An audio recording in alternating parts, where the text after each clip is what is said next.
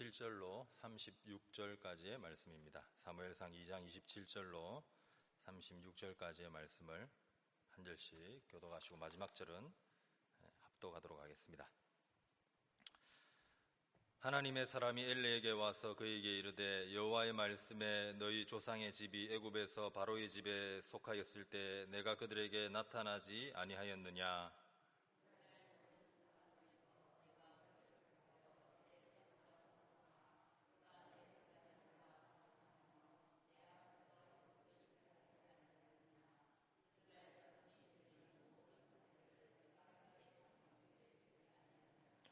너희는 어찌하여 내가 내 처소에서 명령한 내 제물과 예물을 밟으며 내 아들들을 나보다 더 중히 여겨 내 백성 이스라엘이 드리는 가장 좋은 것으로 너희들을 살찌게 하느냐?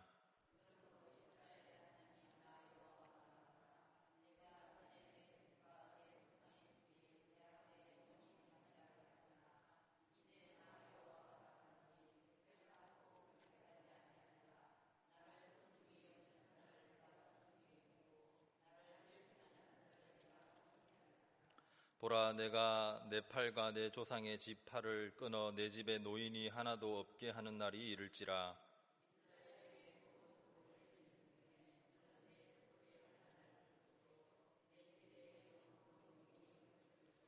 내 제단에서 내가 끊어버리지 아니할 내 사람이 내 눈을 세잔하게 하고 내 마음을 슬프게 할 것이요 내 집에서 출산되는 모든 자가 젊어서 죽으리라.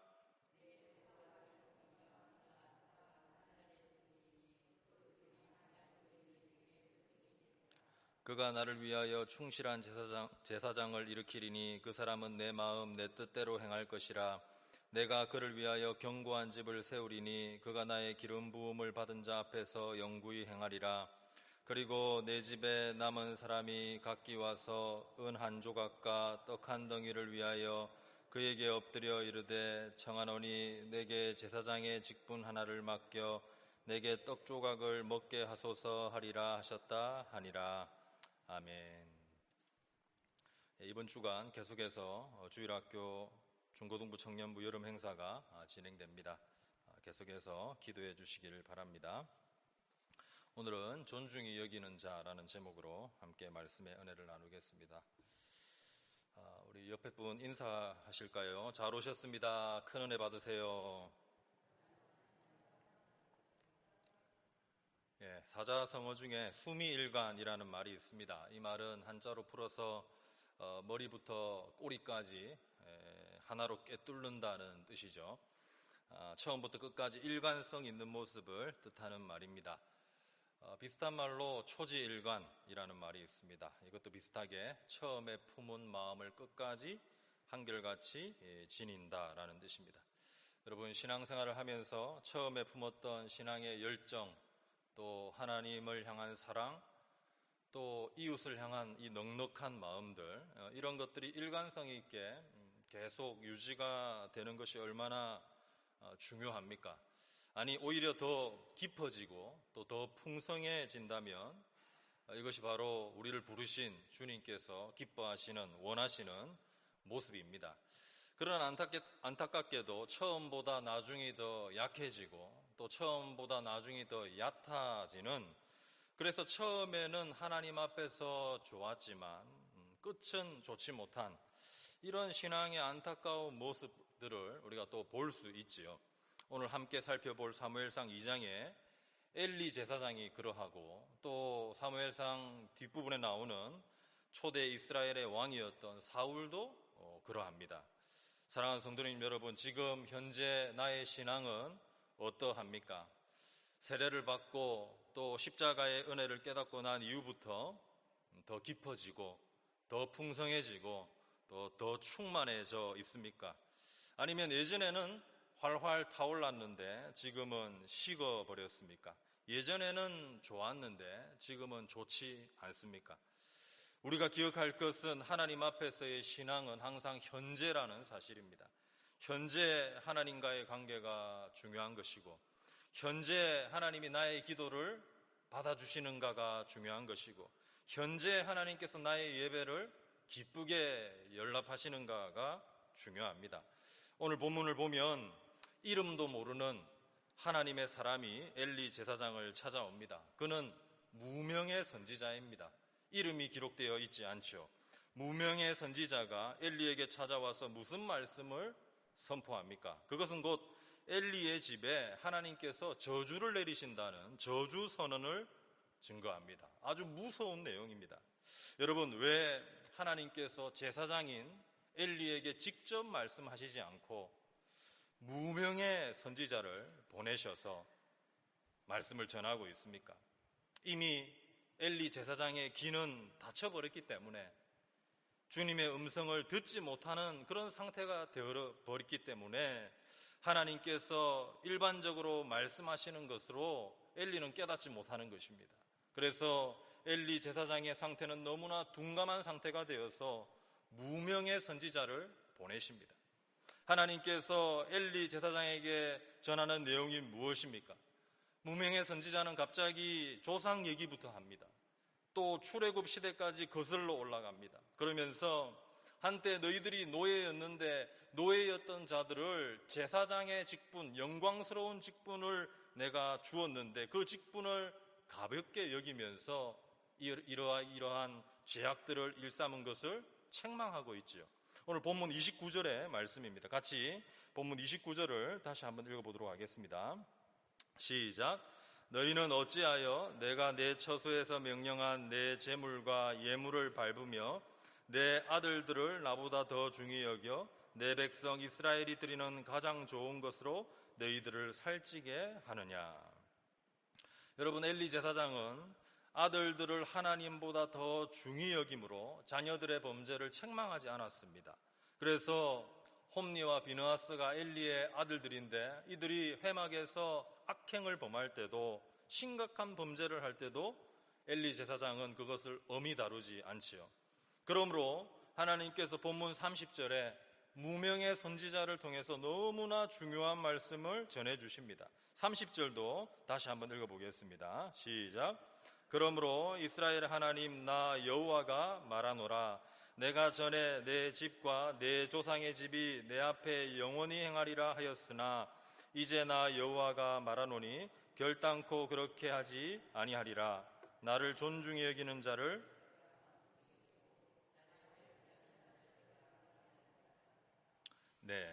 그리고 31절 이하로 오늘 본문 36절까지 엘리 가문에 내릴 저주를 선언하십니다. 실제로 이 저주의 말씀이 역사상으로 다 성취가 됩니다. 이후 사무엘서에서 성취되는, 또 열왕기에서 성취되는 저주의 말씀을 몇 가지 살펴보면 두 아들이 같은 날에 죽게 될 것이라는 저주가 사무엘상 4장 11절에 성취됩니다. 사무엘상 4장 11절에 보면 하나님의 개는 빼앗겼고 엘리의 두 아들 홈니와 비느하스는 죽임을 당하였더라. 블레셋과의 전쟁 때에 실제로 이 두 아들이 죽게 됩니다. 이 죽음의 소식을 엘리 제사장이 듣고 엘리도 죽게 되죠. 또 이후에 사무엘상 22장에 보면 제사장 85명이 에돔 사람 도액에게 죽는 비극이 일어납니다. 사무엘상 22장 18절에 왕이 도액에게 이르되 너는 돌아가서 제사장들을 죽이라 하매 에돔 사람 도액이 돌아가서 제사장들을 쳐서 그날에 세마포 에봇 입은 자 85명을 죽였고, 자, 여기서 85명을 죽일 때 살아남은 자가 아비아달 제사장인데 아비아달은 엘리 제사장 계통의 후손입니다. 그런데 이 나중에 아비아달도 솔로몬에 의해서 추방되고 제사장직을 파면당하게 되죠. 이것이 바로 엘리의 저주 선언의 성취입니다. 열왕기상 2장 27절에 나옵니다. 같이 한번 읽어보겠습니다. 열왕기상 2장 27절입니다. 시작. 아비아달을 쫓아내어 여호와의 제사장 직분을 파면하니 여호와께서 실로에서 엘리의 집에 대하여 하신 말씀을 응하게 함이더라. 자, 여러분, 엘리의 가문에 이러한 저주 선언이 선포되고 또 역사적으로 이 선언이 그대로 성취되는 이유가 무엇입니까? 무명의 선지자가 엘리를 찾아와서 그 이유를 너무나 분명하게 밝힙니다. 이유인즉 여호와 하나님께서는 자기를 존중히 여기는 자를 존중히 여기고 자신을 멸시하는 자에게는 경멸하기 때문이라는 이유입니다. 그러니까 엘리와 그 아들들은 영광스러운 제사장의 직분을 가볍게 여기고 여호와 하나님을 멸시했습니다. 훗날에 사울도 하나님의 말씀을 버리는 자가 되지요. 하지만 여호와를 존중히 여기는 자를 하나님은 세워주십니다. 그게 누구입니까? 사무엘이고 다윗입니다. 사랑하는 성도님 여러분, 오늘 우리는 신앙의 초지일관, 처음 사랑, 처음 열정을 계속해서 일관성 있게 유지하고, 아니 더 풍성해지고 더 깊어지기 위해서 기억해야 할 대원칙이 있습니다. 그게 무엇입니까? 무명의 선지자가 전했던 바로 그 말씀, 하나님은 자기를 존중히 여기는 자에게 존중히 대하시지만 또 자기를 경멸하는 자에게는 멸시한다는 이 대원칙을 우리가 기억해야 됩니다. 그러나 어떠한 이유라도 하나님을 경멸하면, 멸시하면 하나님은 다 알고 계시죠. 그리고 이러한 자는 엘리처럼 역사 속에서 심판을 받게 됩니다. 그리고 낮아짐을 경험하게 되는 것입니다. 엘리 가문에 이제 더 이상 제사장의 직분을 주지 않습니다. 파면시켜버립니다. 사랑하는 성도님 여러분, 그렇다면 오늘 여호와 하나님을 믿는 신앙 가운데 우리가 하나님과 관련해서 존중히 여겨야 할 것들이 무엇인가, 세 가지를 살펴보도록 하겠습니다. 먼저는 주님의 이름을 존중히 여겨야 합니다. 여호와 하나님, 성부, 성자, 성령 하나님, 거룩한 하나님의 이름을 우리는 존귀하게 여겨야 합니다. 레위기 22장 32절과 33절의 말씀을 읽어보겠습니다. 같이 읽겠습니다. 시작. 너희는 내 성호를 속되게 하지 말라. 나는 이스라엘 자손 중에서 거룩하게 받을 것이니라. 나는 너희를 거룩하게 하는 여호와요 너희의 하나님이 되려고 너희를 애굽 땅에서 인도하여 낸 자니 나는 여호와이니라. 여기 보시면 너희는 내 성호를 속되게 하지 말라. 성호를 풀면 거룩한 이름입니다. 너희는 나의 거룩한 이름을 속되게 하지 말라는 것입니다. 그런데 성소를 더럽히고 성호를 욕되게 하는 자를 향해서 하나님은 진노하시죠. 레위기 20장 3절의 말씀입니다. 같이 읽겠습니다. 시작. 나도 그 사람에게 진노하여 그를 그의 백성 중에서 끊으리니 이는 그가 그의 자식을 몰렉에게 주어서 내 성소를 더럽히고 내 성호를 욕되게 하였음이라. 내 성호를 속되게 하지 말라. 내 성호를 욕되게 하였음이라. 사랑하는 성도님 여러분, 주님의 이 거룩한 이름을 마음에 품고 살아가는 성도들은 심령에 불을 품고 사는 자와 같습니다. 불, 여호와의 불이요 성령의 불입니다. 그런데 세상에서 죄를 짓고 또 하나님의 백성으로 하나님의 영광을 가릴 때, 주의 성호를 욕되게 할 때 이 거룩한 불이 어떻게 됩니까? 작아지고 약해집니다. 반대로 하나님 앞에 회개하고 주의 이름을 전심으로 찬양하고 주의 이름을 시시때때로 의지하고 의뢰하면 이 성도들 안에 있는, 우리의 심령 안에 있는 여호와의 불은 활활 타올라요. 주님의 이름을 존귀히 여기면 여길수록 불길은 거세집니다. 그러니까 이 땅을 살아가면서 성도들은 거룩한 불을 품고 살아가는데 이 불이 약해지지 않도록, 이 불이 사그러지지 않도록 주의하고 또 주의해야 한다는 말씀입니다. 그것은 곧 우리 안에 있는 주의 성호, 거룩한 주의 이름과 관련이 있다는 사실입니다. 한국의 북미의 선교사들이 처음으로 철로 역정을 번역을 하고 이후에 고민에 빠지게 되었다고 합니다. 왜냐하면 적절한 그 철로 역정의 사파 그림을 그리고 싶은데 화가를 찾아야 되는 거죠. 그래서 기산 김중근이라는 당시의 풍속화 화가에게 부탁해서 철로 역정의 사파 그림을 그리게 되었습니다. 이 기사는 철로 역정의 인물과 배경이 전부 조선의 것으로 그렸습니다. 설정하여 그렸다고 합니다. 그래서 예수님도 갓을 쓰고 있고요, 도포를 입고 있고요, 예수님도 인자한 조선인의 얼굴로 그렸습니다. 주인공 크리스천도 한복을 입고 갓을 쓰고 집신을 신은 조선인이었습니다. 그리고 천사는 어떻게 그렸을까요? 천사는 한국 고전의 선녀로 그렸습니다. 마귀는 어떻게 그렸을까요? 마귀는 도깨비처럼 그렸습니다. 그가 그린 사파 중에 인상적인 그림이 있습니다. 바로 예수님과 마귀를 그려놓은 그림입니다. 여기서 도깨비처럼 그린 마귀는 성령의 불을 끄려고 물을 붓고 있어요. 그런데 반대편에 도포를 입은 예수님이 서 계십니다. 예수님은 마귀가 불을 끄려고 물을 붓는 그 반대편에서 불을 타오르게 하려고 기름을 붓고 있습니다. 사랑하는 성도님 여러분, 주님의 이름을 존귀히 여기는 자는 성령의 불길이 활활 타오릅니다. 기쁨이 넘치고 감사가 넘치고 문제보다 하나님이 더 크게 보이고, 그래서 담대하고 주님의 이름을 의지하고 찬양하고 주의 이름을 높이면 이 거룩한 불이 타올라요. 그런데 쉽게 죄를 허용하고 용서하지 않고 시기하고 다투고 넘어진 그 자리에서 빨리 회개하지 않고 주저앉아 있으면 이 불은 점점 약해집니다. 세상에서 하나님 영광 가리고 주님의 이름에 영광을 돌리지 않으면 불은 점점 약해져서 내 속에 원망과 불평과 하나님을 향한 그런 문제들만 계속 커져 보이는 거죠. 심령이 나중에 어떻게 되겠습니까? 차디찬 얼음과 같습니다. 우리의 심령은 항상 부드러운 심령이요 뜨거운 심령이 되어야 되는데 차디찬 얼음과 같이 돼요. 성령의 불이 다 식어버린 것입니다. 그러므로 사랑하는 여러분, 주님의 이름을 존귀히 여기는 성도가 되어서 거룩한 불이 활활 타오르기를 주의 이름으로 축원합니다. 무슨 일을 하든지 하나님의 이 이름을 생각해야 돼요. 하나님의 이름의 영광을 위해서 살아가고자 하고 그렇게 노력할 때, 몸부림칠 때 주님은 그걸 다 알고 계십니다. 그리고 그것을 인정하시고 기쁘게 받아주셔서 주님의 이름을 존중히 여기는 그 자를 주님도 존중히 여겨주십니다. 그리고 성령의 불이 계속 타오를 수 있도록 성령의 기름을 우리 예수님이 계속 부어주시는 것입니다.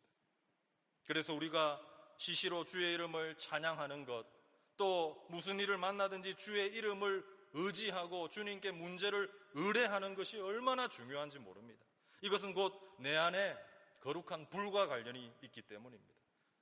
성령의 불길이 활활 타올라야 합니다. 두 번째로 하나님과 관련해서 우리가 존중히 여길 것은 주님의 교회입니다. 교회를 사랑하는 마음, 교회를 귀하게 여기는 마음을 하나님이 바라보십니다. 교회는 크든지 작든지 주님의 교회입니다. 성도가 적게 모인다고 해서 주님을 머리로 한 교회의 정체성이 달라지는 것이 아닙니다. 성도가 많이 모인다고 해서 주님을 머리로 한 교회의 정체성이 달라지는 것이 아닙니다. 교회는 주님의 교회입니다. 그래서 주님의 교회를 사랑하는 마음, 주님의 교회를 존중히 여기는 마음을 주님이 바라보고 계십니다. 왜냐하면 주님의 교회이기 때문입니다. 그런데 주님의 교회를 업신여기거나 주님의 교회를 존중히 여기지 않으면 하나님이 심판하시죠. 그런데 이것은 얼마나 무서운지 모릅니다. 오늘 엘리 제사장 가문을 한번 보십시오. 그 아들들의 행실이 나빴는데 어떻게 행했습니까? 제사장으로 하나님을 바르게 섬기지 못하고 제사를 멸시했다고 기록합니다. 뿐만 아니라 그 아들들이 회막문에서 수종드는 여인들과 동침을 하는 이런 악행을 저질렀습니다. 그런데 여러분, 이 모든 상황을 하나님이 다 보고 계셨는데 심판이 바로 임했습니까? 아니요, 그렇지 않습니다. 시간적인 간격이 있어요. 이 시간적인 간격은 이 아들들이, 엘리 제사장이 하나님 앞에서 철저히 회개하고 돌이켜야 할 시간입니다. 하나님의 은혜의 시간입니다.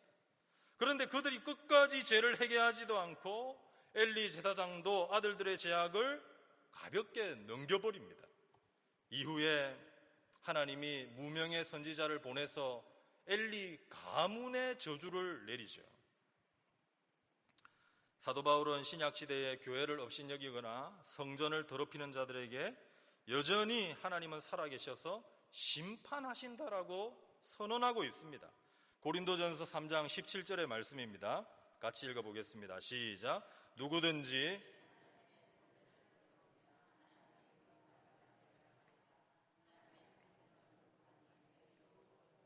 누구든지 하나님의 성전을 더럽히면 하나님이 그 사람을 멸하시리라. 사랑하는 여러분, 교회를 사랑하는 마음, 교회는 주님의 몸입니다. 주님이 거하시는 처소입니다. 그래서 교회를 존중히 여기는 것은 곧 주님을 존중히 여기는 것이고, 교회를 업신여기고 멸시하는 것은 곧 교회의 주인 되시는 주님을 멸시하는 것이죠. 그러므로 우리가 순수하게 교회를 사랑하는 마음, 주님이 피로 사신 교회를 사랑하는 마음을 회복해야 합니다. 교회는 주님의 몸이기 때문에 교회마다 퍼센트는 다른 것 같습니다. 퍼센트는 다를지라도 교회마다 아무리 시끄러운 교회일지라도 교회에 순수하게 교회를 사랑하고 섬기는 사람들이 있습니다. 퍼센트는 다 달라요. 그렇지만 반드시 교회 안에 순수하게 주님을 사랑하고 교회를 사랑하고 섬기는 사람들이 반드시 있어요. 옆에서 가만히 보고 있으면 교회를 사랑하는 그 마음이 너무 감동적입니다. 저희 교회에도 교회를 사랑하고 교회를 존귀히 여기는 분들이 많이 계신 줄 압니다. 그런데 세상에서 교회를 업신여기는 사람들이 항상 있었고 지금도 있습니다. 하나님이 다 듣고 계시죠. 하나님이 다 알고 계시죠. 하나님이 그 사람이 누군지 알고 계십니다. 그리고 심판은 혹독합니다. 여러분 기억하십시오. 하나님은 자신에게 돌아갈 영광을 가로채는 사람, 자신의 영광을 가리는 자들을 향해서 무섭게 진노하십니다. 심판이 바로 임하지 않을 수 있습니다. 유예 기간이 있을 수 있습니다. 그렇다 하더라도 회개하지 않으면 하나님은 반드시 심판하십니다. 그 사람을 기억하고 있어요. 엘리 가문의 저주의 선언이 성취되는 것을 한번 오늘 보십시오. 얼마나 무섭습니까? 두 아들이 한날에 죽어버립니다. 엘리의 가문이 완전히 망해버립니다. 하나님은 그 가문에 더 이상 제사장의 직분을 주지 않습니다. 완전히 망해버리는 것입니다. 그런데 여러분 보십시오. 주님 앞에 마음을 드리고 기도하고 통곡하며 서원하는 한 여인이 있어요. 정말 아무도 알아주지 않고 아무도 주목하지 않는 슬픔이 많은 여인이 있어요. 그 여인의 이름은 한나입니다. 한나는 성전을 사모하죠. 엘리 제사장의 아들들과는 다르게 성전을 사모합니다. 그래서 구약 성경에 유일하게 성전을 찾은 여인은 한나밖에 없습니다. 한나는 성전에 올라가서 하나님 앞에 마음을 드리고 기도하고 통곡하며 서원합니다. 그리고 엘리 제사장이 한나가 포도주와 독주에 취한 줄 알았지만 한나는 그때 하나님 앞에 간절히 기도하고 있었습니다. 하나님께서 엘리 가문의 저주를 선언하시고 엘리 가문이 내리막길을 갈 때 누구를 예비하시고 세우십니까? 사무엘입니다. 아무도 주목하지 않고 아무도 알아주지 않는 쓸쓸히 성전에 올라가서 간절히 기도하고 있는 한 여인, 그 여인을 하나님이 주목하시고 아들을 주십니다. 사랑하는 성도님 여러분, 사무엘이 누구입니까? 사무엘은 이스라엘 역사의 한 획을 긋는 위대한 하나님의 사람 아닙니까? 위대한 하나님의 사람으로 이스라엘 단에서부터 브엘세바까지 사무엘이 전한 말씀은 하나도 땅에 떨어지지 않습니다. 그리고 울려 퍼지죠. 하나님은 사무엘을 충실한 제사장으로 세우시는 것입니다. 사랑하는 성도님 여러분, 에베소서 1장 23절에 교회는 예수님의 몸이라 했습니다. 교회를 존중히 여기는 사람, 하나님께서는 그 사람도 존중히 여기십니다. 교회를 업신여기고 교회에서 함부로 하면 하나님께서 그 사람을 기억하고 계십니다. 그리고 심판하시죠. 그래서 전도서에 보면 하나님의 집에 들어갈 때에 발을 삼가고 말씀을 들으라라고 우리에게 권면합니다. 전도서 5장 1절의 말씀을 같이 읽어보겠습니다. 시작. 너는 하나님의 집에 들어갈 때에 내 발을 삼갈지어다. 가까이 하여 말씀을 듣는 것이 우매한 자들이 제물 드리는 것보다 나으니 그들은 악을 행하면서도 깨닫지 못함이니라. 내 발을 삼갈지어다. 내 발을 삼가라는 말씀은 하나님의 집에서 함부로 또 고집 부리고 혈기 부리고 그렇게 하지 말고 삼가 주의해라는 것입니다. 발을 삼가라는 것입니다. 여러분, 지금까지 교회를 사랑하고 또 교회에 충성 봉사한 것을 사람들은 모를 수 있습니다. 역사 속에 다 잊혀질 수 있습니다. 그래서 대수롭지 않게 여길 수 있습니다. 그러나 하나님은 절대 그렇지 않습니다. 교회를 사랑하는 그 마음, 교회의 충성 봉사 헌신을 하나님은 기억하고 계십니다. 그러므로 우리 칠암의 모든 성도님들이 더욱 교회를 사랑하고 존중히 여김으로 주님께 충성 봉사 헌신하는 자가 되기를 주의 이름으로 축원합니다. 하나님과 관련해서 존중히 여겨야 할 세 번째는 바로 주님의 말씀입니다. 여러분, 주님의 말씀은 곧 말씀하시는 하나님과 연결됩니다. 그래서 요한복음 1장에 보면 이 말씀은 곧 하나님이라 기록합니다. 주님의 말씀을 존중히 여기면 하나님은 그 사람을 존중히 여기십니다. 그런데 주님의 말씀을 업신 여기면 하나님은 그 사람을 버리십니다. 대표적인 인물이 사울입니다. 사울의 첫 시작은 좋았습니다. 그는 겸손했고 준수했고 또 용감했습니다. 그런데 사울이 점차 하나님 앞에서 내리막길을 걸어가는데 그 결정적인 사건이 무엇입니까? 하나님의 말씀을 버린 것이죠. 말씀을 버리고 자신의 생각대로, 자신의 계획대로, 또 사무엘이 오기 전에 자신이 판단해서 번제를 빨리 하나님께 드린 것입니다. 사랑하는 여러분, 주님의 말씀을 얼마나 존중히 여기고 있습니까? 주님의 말씀을 존중히 여기는 것을 확인해 보는 것은 바로 청종입니다. 청종. 하나님의 말씀을 존중하는 사람은 하나님의 말씀을 가까이 하면서 말씀을 잘 듣습니다. 하나님의 말씀을 존중하는 사람은 그 말씀에 순종하기 위해서 자신을 쳐서 복종시킵니다. 이러한 사람은 하나님이 존중히 여기십니다. 이러한 사람은 하나님이 돌보십니다. 이사야 66장 2절의 말씀입니다. 같이 읽겠습니다. 시작. 나 여호와가 말하노라. 내 손이 이 모든 것을 지었으므로 그들이 생겼느니라. 무릇 마음이 가난하고 심령에 통회하며 내 말을 듣고 떠는 자, 그 사람은 내가 돌보려니와. 내 말을 듣고 떠는 자를 하나님은 돌보시겠다고 약속하셨습니다. 개인적으로 3년 반 전에 제가 목 수술을 하고 제주도로 넘어가서 1년 정도는 거의 설교를 하지 못했습니다. 계산해 보니까 그 해에 딱 3번 말씀을 전할 기회가 있었는데 수련회에서 한 번 전하고 또 제주의 병원 채플에서 한 번 말씀을 전하고 그 제주 출석하는 교회에서 말씀을 한 번 전했습니다. 하나님의 말씀은 불과 같기 때문에 심령의 말씀을 전하지 못하고 있으면 답답함이 있습니다. 예레미야 선지자의 고백처럼 그런 답답함이 있어요. 예레미야 20장 9절에 내가 다시는 여호와를 선포하지 아니하며 그의 이름으로 말하지 아니하리라 하면 나의 마음이 불붙는 것 같아서 골수에 사무치니 답답하여 견딜 수 없나이다. 예레미야의 심정이 있습니다. 말씀이 불인데 불을 전하지 못하면 답답함이 있습니다. 그리고 그 다음 해에 제주도 서쪽에 애월읍이라는 곳에 개척교회를 섬기게 되었습니다. 개척교회 현실이 다 어렵고 힘듭니다.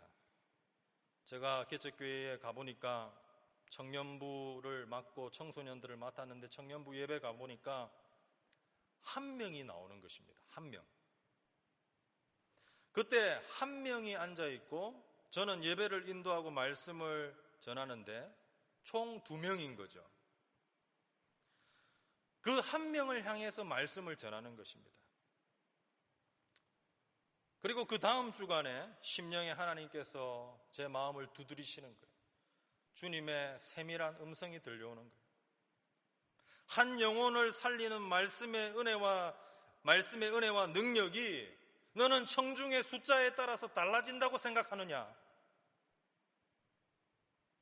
한 명을 위해서 주님의 말씀을 신실하게 전할 수 있겠느냐? 한 명이에요, 한 명. 한 주간 이 주님의 질문 앞에 엎드릴 수밖에 없었습니다. 현실은 어떠합니까? 그 한 친구가 교회에 나오면 열심히 준비한 말씀을 전하는 것이고, 혹이라도 무슨 일이 있어서 못 나오면 말씀을 전하지 못하는 것입니다. 그러던 중에 참 하나님의 일들이 신기합니다. 그러던 중에 그때 개척교회의 담임 목사님이 공교롭게도 또 목수술을 하게 되었어요. 제가 작년에 목수술을 해서 힘들었는데 또 공교롭게도 그 해에 담임 목사님께서 목수술을 하게 된 것입니다. 목수술을 하면 말을 잘 못하죠. 그래서 담임 목사님이 설교를 할 수 없게 된 것입니다. 몇 주간을 대신해서 새벽부터 주일까지 설교를 많이 하게 되었습니다. 하나님의 일이 신기합니다. 그리고 제가 이제 제주를 나올 때 그 한 청년부의 그 한 청년, 나중에는 청년부가 좀 많이 모이게 되었습니다만, 그 한 청년이 저에게 와서 조용히 고백하는 것입니다. 자신도 주의 길을 가겠다고, 지금부터 신대원을 준비해서 주의 길을 가겠다고. 사랑하는 성도님 여러분, 때때로 하나님께서 우리에게 질문하십니다. 어떤 상황과 어떤 환경, 어떤 사건들을 경험하면서 정말 하나님의 말씀을 존중히 여기는지 질문하십니다. 정말 하나님의 말씀이 생명이고 능력인 것을 네가 신뢰하는지 물어보십니다. 예수님이 영적인 말씀을 하시자 많은 무리들이 떠나갑니다. 그때 베드로에게 묻죠. 너희도 가려느냐? 너희도 가려느냐? 베드로가 대답합니다. 영생의 말씀이 주께 있사온즉 우리가 네게로 가리이까? 주님은 오늘 우리의 심령에도 물어보십니다. 주님의 말씀을 존귀히 여기고 존중하면서 그 말씀 앞에 자신을 세울 수 있겠느냐고. 상황과 환경에 따라 시시각각 변하는 것이 아니라 초지일간 말씀을 따라갈 수 있겠느냐고. 감정이 달라지면은 돌이키고, 상황이 달라지면은 돌이키고, 내 마음에 들지 않으면 돌이키고, 그게 아니라 초지일간 말씀을 따라갈 수 있겠느냐고 물어보십니다. 말씀 앞에 자신을 쳐서 복종시킴으로 용서할 수 있겠느냐고 물어보십니다. 말씀 앞에 자신을 쳐서 복종시킴으로 순종할 수 있겠느냐고 물어보십니다. 아브라함이 주님의 말씀을 듣고 나아갈 때 성경이 기록합니다. 아브라함은 말씀을 따라갔더라. 가야 할 바를 알지 못하나 말씀을 따라갔더라. 아브라함처럼 말씀을 따라 나아갈 수 있겠느냐고 물어보십니다. 여러분, 분명한 사실이 무엇입니까? 하나님은 자신의 말씀을 귀하게 여기는 자, 두려워 떠는 자들을 돌보시죠. 그러한 자들에게 친밀한 보호와 안전을 약속하셨습니다. 자기 스스로 보호할 필요가 없습니다. 하나님이 보호하시고 하나님이 붙들어 주신다는 겁니다. 세상의 논리와 세상의 방법과 세상이 요구하는 것과는 완전히 반대입니다.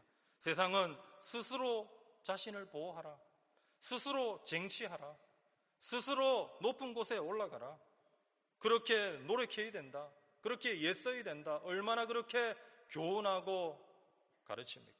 그런데 하나님의 말씀을 존귀히 여기는 자, 말씀 앞에 떠는 자는 하나님이 약속하시죠. 내가 돌볼 것이다. 내가 그 사람을 친히 책임질 것이다. 사랑하는 성도님 여러분, 하나님은 어떠한 분이십니까? 은혜를 경험한 여인 한나는 하나님을 이렇게 노래합니다. 사무엘상 2장 6절과 7절의 말씀입니다. 같이 읽겠습니다. 시작. 여호와는 죽이기도 하시고 살리기도 하시며 스올에 내리게도 하시고 거기에서 올리기도 하시는도다. 여호와는 가난하게도 하시고 부하게도 하시며 낮추기도 하시고 높이기도 하시는도다. 하나님이 높이시고 하나님이 낮추십니다. 기준이 무엇입니까? 나를 존중히 여기는 자를 내가 존중히 여기고 나를 멸시하는 자를 내가 경멸하리라. 하나님을 존중히 여긴다는 것을 오늘 세 가지 말씀드렸습니다. 사랑하는 성도님 여러분, 주님의 이름을 존귀히 여기십시오. 주님의 교회를 사랑하고 존귀히 여기십시오. 주님의 말씀을 청종하고 존귀히 여기십시오. 이러한 자를 하나님은 인정하시고 존중해 주실 것입니다. 오늘 수요예배 참석한 모든 성도님들이 하나님을 존중함으로 하나님 앞에 존중이 여김받는 자들이 되기를 예수님의 이름으로 축원합니다. 함께 기도하겠습니다.